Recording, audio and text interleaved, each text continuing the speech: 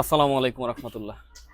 সম্মানিত দর্শক, আমরা আজ থেকে প্রায় 1 মাস আগে বা তার একটু বেশি হবে, 1 মাস আগে আপনাদেরকে বলেছিলাম যে যে এখানে আমাদের একজন বেয়ারিশ মা থাকেন, যার জন্য আমরা এই ঘরটা মেরামত করব।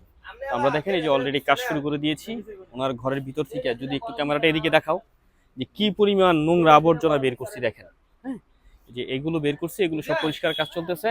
এবং ওনার ঘরটা আপাতত প্রাথমিকভাবে যেহেতু চালটা ছিদ্র ছিল, চালটা আগে মেরামত করা হয়েছে যাতে পানি না পড়ে।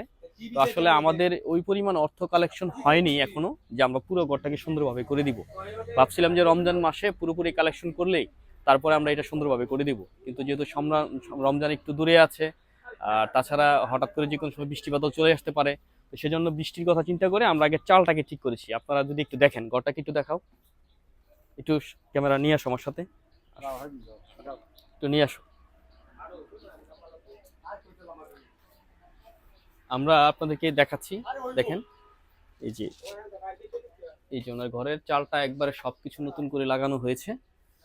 ভিতরের যত ময়লা আবর্জনা ছিল সব এগুলো বের করে ফেলা হয়েছে, পরিষ্কার করা হয়েছে। এগুলোকে আরো সুন্দরভাবে গুছিয়ে পরিষ্কার করে হয়তো দেখবে সময় লাগবে, কাজ চলতেছে, কাজ চলবে, করে দিবেন। আপনি হয়তো এখানে দান করতে পারছেন না, দানে অংশীদার হতে পারছেন না, কিন্তু আপনি যদি ভিডিওটাকে শেয়ার করে দেন, আপনার সেই শেয়ারের মাধ্যমে যদি অন্য কোনো ব্যক্তি দেখে এখানে কোনো দান করে, তাহলে তার ভাগিদার আপনি হবেন ইনশাল্লাহ।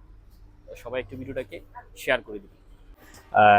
আমরা পরবর্তীতে রমজানের কিছু কালেকশন করে ওনার আশপাশের যে ঘরের যে বেড়া বলে, এই বেড়াটারা এবং সামনে দিয়ে একটু বারান্দার মতো করে দেওয়ার চেষ্টা করবো ইনশাল্লাহ।